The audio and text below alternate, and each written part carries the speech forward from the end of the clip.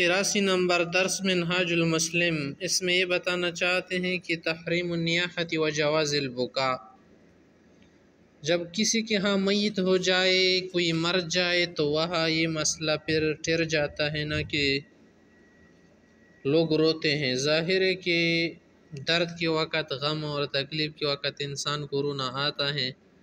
کیا رونا ناجائز ہے؟ بہت سارے لوگ جو ہیں اس بات کو آج تک نہیں سمجھ سکے، وہ بولتے کہ رونا ناجائز ہے، صبر کرنا چاہے، خوش ہونا چاہے، ہنسنا چاہے۔ نہیں، ایسی بات بالکل نہیں، رونا جائز ہے۔ دیکھیے،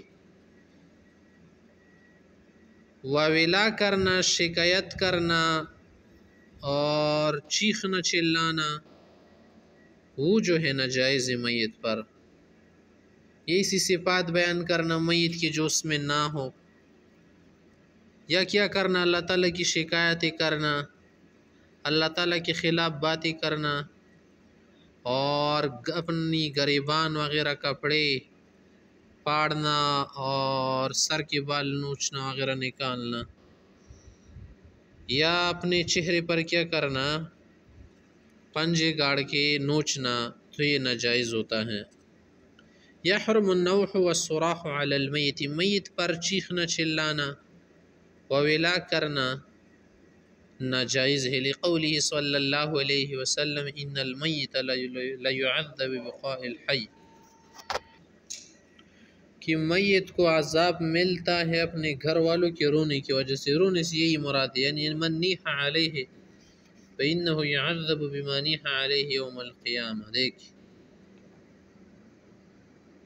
اور پیغمبر صلی اللہ علیہ وسلم نے فرمایا انی بریء من الصالقۃ والحالقۃ والشاقہ، کہ میں بری ہوں اس خاتون سے جو کیا کرے، سر کے بال منڈا دے اور کچھ اور کر لے، کپڑے وغیرہ پاڑ دے، بال نوچ لے۔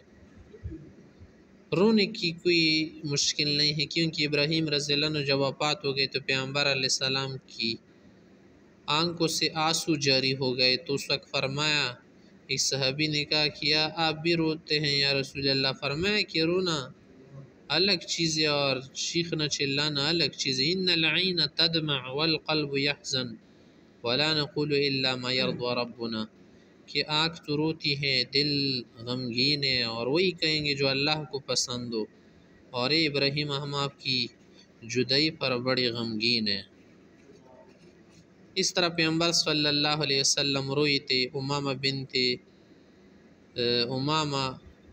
بنت ابنت زینب پر، کہ جب وہ وفات ہو گئی تو پوچھا گیا، کہا کہ کیا آپ بھی روتے؟ فرمایا کہ انما ہی رحمت جعلہ اللہ فی قلوب عبادہ، کہ رونا تو رحمتی کی وجہ سے ہوتا ہے نا، سنگ دل کہاں روتے ہیں۔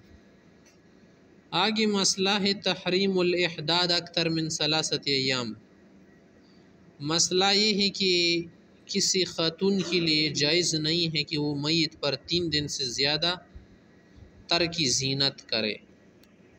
دل کا غمگین رہنا، یا کسی ایسے انسان کا مر جانا جو آپ کے لیے سب کچھ ہو، اس پر غمگین رہنا اور انا للہ و انا الیہ راجعون کہنا سالوں سالوں جائز ہے، اور اس کی درد سے جب آپ کو درد پہنچے تو اس پر آپ انا للہ کہہ دیا کرے، ثواب ملے گا اسی طرح جیسے پہلے دن آپ کو ملا تھا۔ مگر کیا کرنا چاہیے، کپڑے چھوڑنا، پھر چہرے کا رنگ دکھانا اسی طرح سے جیسے شروع میں ہوا تھا، اور خوراک چھوڑنا، کچھ ایسی کیفیت اختیار کرنا جو کہ کیا ہو انسان کو پہلے دکھ میں ہوتا ہے، تو وہ جائز نہیں ہے۔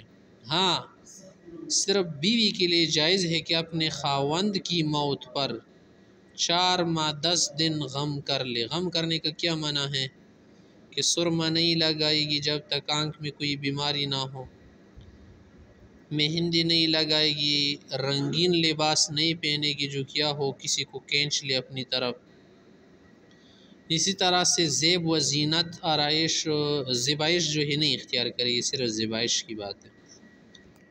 تو یہ کہہ رہا ہے کہ یحرم ان تحد المسلمۃ علی میت لہا اکثر من 3 ایام، کسی عام خاتون کے لیے چاہے اس کا والد مر جائے، بھائی مر جائے، رشتہ دار مر جائے، کوئی بھی مر جائے، اس پر 3 دن سے زیادہ خاتون کے لیے احداد درست نہیں ہے۔ مردوں کے لیے بھی مسئلہ ہے کہ وہ ایسا نہ کرے۔